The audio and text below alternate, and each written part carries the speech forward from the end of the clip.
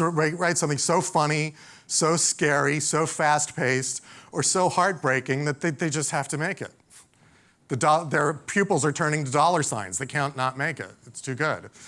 And the example that I think of from our own Catholic history, I suppose, I think of Michelangelo. One of my favorite movies, and I showed it in my course here, is The Agony and the Ecstasy, that starred Charlton Heston and Rex Harrison.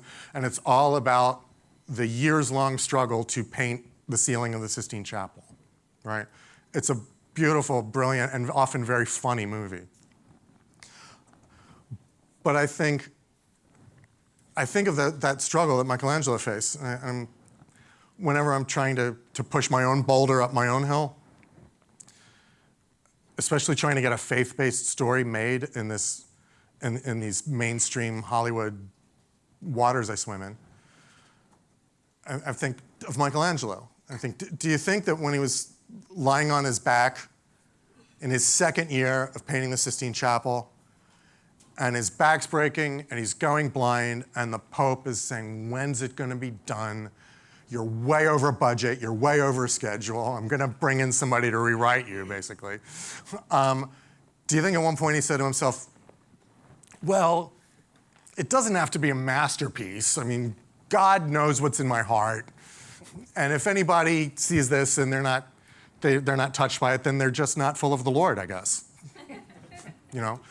And I'm sure the Pope will like it anyway, because, he's Catholic. No.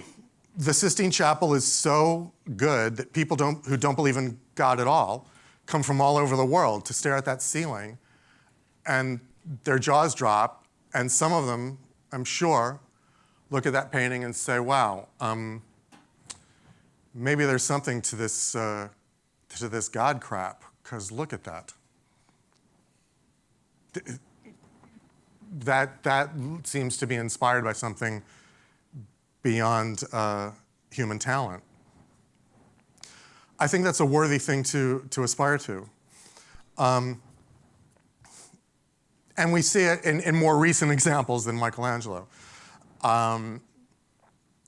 My favorite Indiana Jones movie is actually the third one, Indiana Jones and the Last Crusade.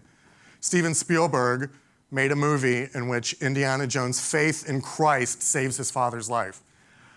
I don't think Steven Spielberg's Christian, but he knows a good story when he sees one.